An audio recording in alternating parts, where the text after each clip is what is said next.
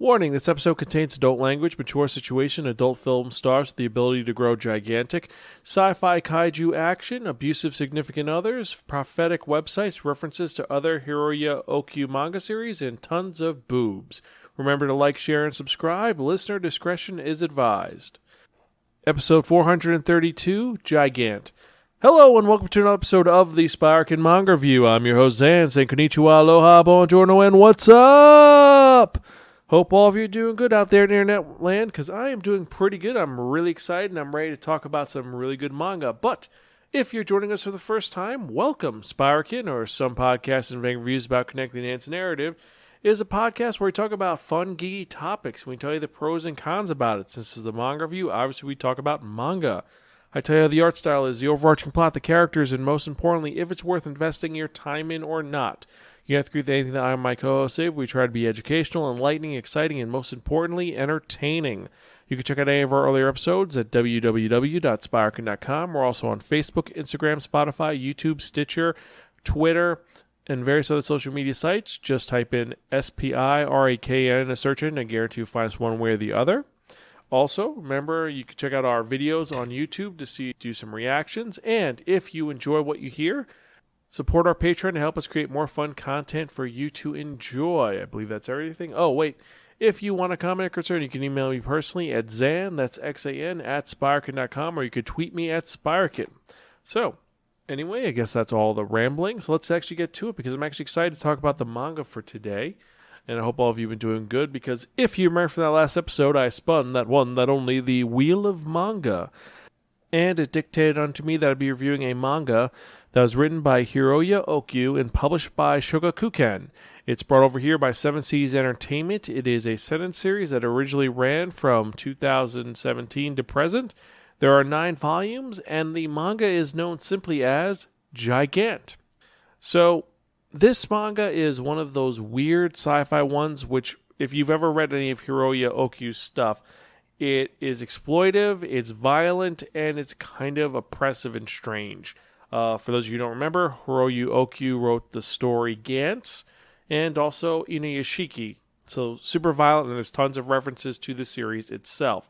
At one point early on, you have one of our main characters talking to someone else, and they reference Gantz and Inuyashiki, so it's kind of cool. But this one is not like that. This is in a different world, where there isn't the evil space monsters. There's no really weird old men who can turn into robots. That's not what this is about. This is about a young man who is aspiring to be a filmmaker, Rei Yokoyamada, and the strange circumstances that happen to him. Because he is a high school student who's trying to get through life, being shunned by his family for wanting to make films, hanging out with geeky friends, and not really being cool. But he does find something interesting from one of his friends, that there is a adult actress who apparently lives in his neighborhood. After some rough and tumble situations, he discovers that the pornographic actress Papiko lives near him. Papiko, or Chihio Johansson, is a girl who is doing this to make money, and she is shunned by her family and friends, and she lives in a kind of abusive relationship with her boyfriend Reiji, who is a complete douchebag. At one point, she says she wants to go out and meet a friend. He gets jealous and attacks her. She defends herself, but he still beats her. And then he does the, I'm sorry. So she's in a pretty bad relationship. But after meeting Rei, she begins to establish a platonic relationship with him. I mean, obviously Rei is sexually attracted to her, but he tries to be her friend, texting her, and things are going kind of normally. Like, she still deals with her boyfriend, who's a jerk, but she's talking to this guy and just kind of dealing with it. He actually is starting to fall in love with her, Rei is, but Papiko just she's taking it day by day. Until one day, she finds an injured old man on the side of the road. And the weird part is the old man is wearing a helmet and underwear, that's it. Papiko tries to help him out. However, he grabs her wrist and attaches this weird circular device, and then he proceeds to transform into a doll. So she freaks out, goes home, doesn't know what's going on, tries to take the thing off, it doesn't come off. And then she figures out that it's actually a dial, set at 0. And as she manipulates it, she discovers the dial is able to make her gigantic. And as she gets bigger and bigger, her strength increases and also her durability. So she starts becoming vulnerable. and she's able to shrink back to a normal size. And the first time she finds out about it, it's going to be okay. Ryuji, her boyfriend, finds out and immediately says, you should show this to the porn directors and then you could do something cool with it. He doesn't think about, my girlfriend's turning gigantic, there's something wrong. He's like, you could use it to make money. And she's kind of concerned on what to do, doesn't know where she's going to go. So she talks to Ray to figure out what's going on. With the old man, she found a weird Blu-ray disc and he's investigating it. And it turns out that it's like this whole 124 hours of data. And he's confused and he shows her it. And they end up talking. She shows him that she's able to grow larger. And Ryuji comes home and immediately assumes that Ray is trying to bang his girlfriend. So Ryuji understandably tries to attack Ray, but when Chihiro tries to explain what's going on, he backhands her and then proceeds to try to straight up kill Ray. So Chihiro, in order to save Ray, uses her ability to become gigantic and stops him by holding him like a little doll and says, calm down, let's talk. Ryuji freaks out, leaves, and essentially ends the relationship, says, I'm not dealing with you, you freak. And so eventually this leads to Chihiro and Ray beginning dating. Now, while all this is going on, there is a subplot involving a website called Enjoy the End that has become popular. And the crazy part is that it gives people the ability to vote on proposed events. And regardless of what the event is, whoever wins the poll, that happens. So, for example, at one point they say a politician is going to run naked around the diet, and that happens. It prophesizes that a celebrity is going to be murdered by a murderer. That happens. It suggests earthquake's going to happen. It's voted a high. It happens. And then after so often, it starts getting a little nervous and scary about what it's predicting. And it predicts that a gigantic god of destruction is going to descend on Tokyo and destroy Tokyo. And that actually starts to happen. And this is really bad because this is a day when Ray is going to introduce Chihiro to his parents. And it's kind of scary because there's a giant monster going to destroy everybody. Ray's going to get killed. And Chihiro steps up to stop the monster. She ends up using her giant power to fight and kill the god. So this giant monster is attacking the city, destroying it, and then suddenly this giant nude girl shows up and beats the monster up. And where it ends, the authorities have found out who she is, and they're going to arrest her on criminal insurrection. But it's pretty cool seeing the sequence of how her starting off as a porn star becoming a hero. Now, this is a little bit, like I said, it's exploitive. We see Chihiro naked. We see the illusions of sex. This isn't a hentai. This is very ecchi, and that's what we expect from Oku. Oku is not a very sensitive person. He goes a little bit more schlocky, a little more screwed up. But the sci-fi element is actually pretty intriguing. These weird naked people who have devices that turn them gigantic, and they wear helmets and these weird suspenders, and they fight monsters.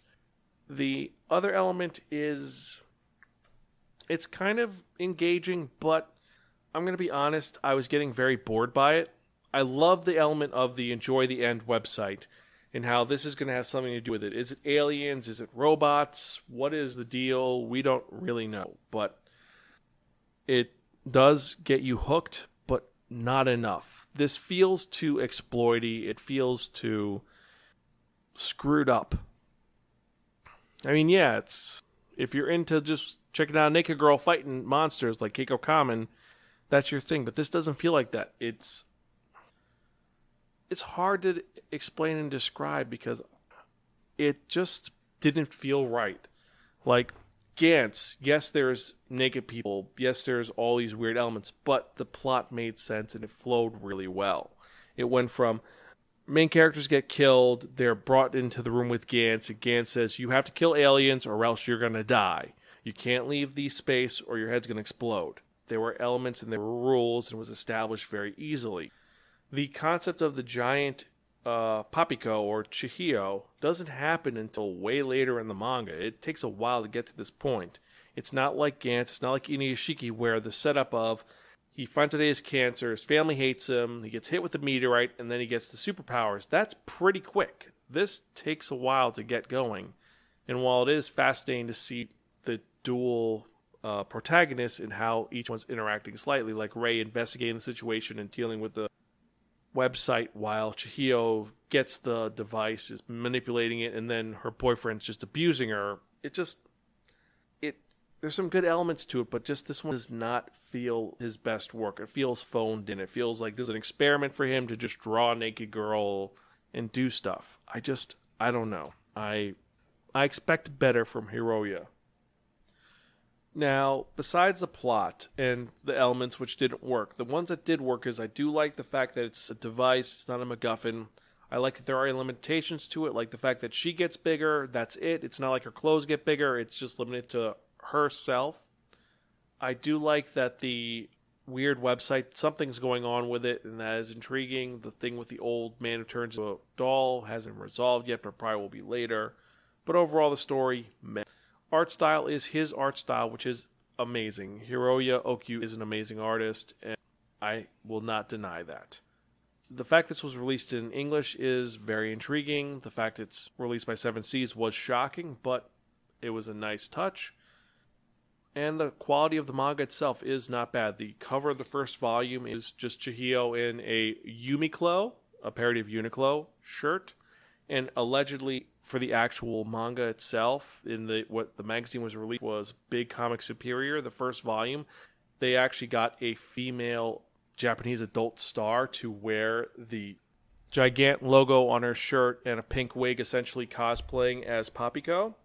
I know I keep switching between Papiko and Chihiro, but it's like it's a character and the porn, they're the same character, just two different identities, so kind of like that.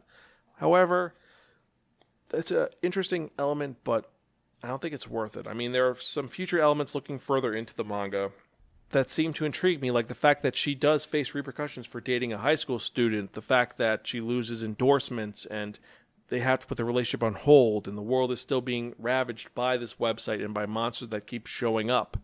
The fact that one of the reactions to this is that the U.S. drops a nuclear bomb on Honolulu to stop the giants ravaging North America. And looking forward into spoiler territory, apparently the whole reason why is that it's a giant AI in space that's going to destroy the world. But overall, it's not like Gantz where I was invested in it, or like with Inuyashiki where I was totally like, yes, I want to see what happens next. This one, I could take or leave it. It feels very exploitive. It doesn't feel intriguing, and I gotta say, I just didn't like it.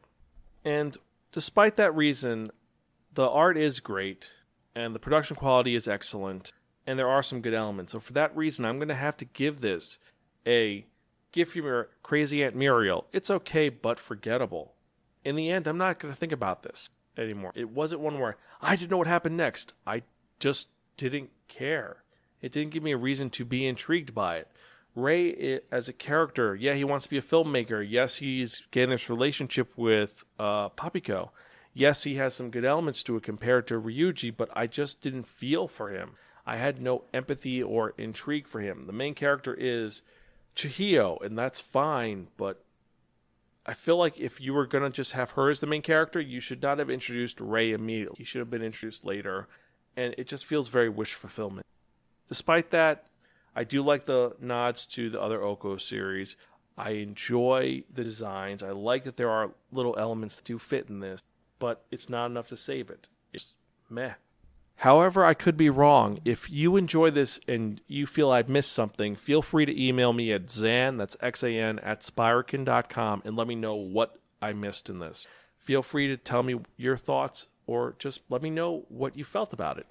Let me know where your perspective is on this very weird sci-fi story. I don't know. I think I'm missing something, but I don't want to invest any more time in this, so we're going to just keep going on with this.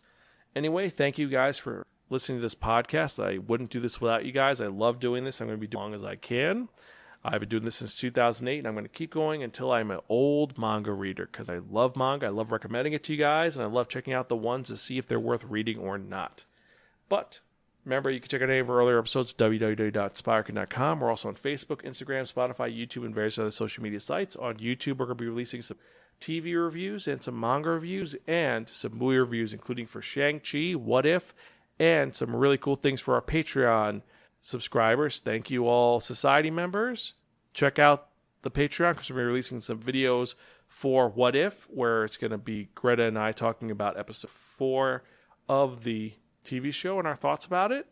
And anyway, let's get to actually more manga news now because we're getting to the manga releases of the week. And this is for August 24, 2021 with 28 new titles. And starting from the top, we have 8686, Volume 8, the light novel. A Certain Scientific Railgun, Astro Buddy, Volume 4. Big Hero 6, the series, Volume 1. Bungo Stray Dog Beast, Volume 1. Call Girl in Another World, Volume 2. Chillin' in Another World with Level 2 Super Cheat Powers, Volume 1. Does a Hot Elf Live Next Door to You, Volume 1. Durarara SH, Volume 2, the light novel. Goblin Slayer, Volume 10, the manga. Guardians of the Witch, Volume 1, 2, and 3. I've Been Killing Slime for 300 Years and Maxed Out My Level, Volume 10. Konosuba, An Explosion in This Wonderful World, Bonus Story, Volume 2, the light novel. Kuma Kuma Kuma Bear, the manga, Volume 5. Love Me for Who I Am, Volume 4. Mori King, Volume 2. One Piece, Volume 98. Ragna Crimson, Volume 3. Reborn as a Space Mercenary. I Woke Up Piloting the Strongest Starship, the manga, Volume 1. Finally came out officially, even though it was released last week in most stores. Anyway. Saint Young Men, Omnibus 6, which is Volumes 11 and 12 of the manga. Skeleton Knight in Another World, Volume 7. Spy Classroom, Volume 1, the light novel. The Angel Next Door Spoils Me Rotten, Volume 2. The Kingdoms of Ruin, Volume 3. And finally, The Tales of the Outcast, Volume 2. Now, for me personally, I'm intrigued in Spy Classroom, Saint Young Men, Volume 6. I've Been Killing Slime for 300 Years, Mori King, Guardian of the Witch, Goblin Slayer, and Chillin' in Another World with Level 2 Super Cheat Powers. Which of these are you interested in? Let me know in the email or in the show notes down below. So, now with that in mind, let's actually get to the part that you have all been waiting for. And what are we talking about? We're talking about that one, that only, the Wheel of Manga! Yes, friends, the Wheel of Manga, except a substitute. Now, what is the Wheel of Manga? The Wheel of Manga is a Wheel of Fortune with 10 slots on. What we've done is we've assigned a manga tile to each of the 10 slots. So we're going to spin that one, that only, the Wheel of Manga. And whatever number it lands on, the manga that's in that spot is the one to review in the next episode of the Spiraken Manga Review, episode 433. And I've got to say, I'm excited for some of these titles. We've got some really elegant ones and some really new ones. So let's spin and see what we're going to review in the next episode, shall we?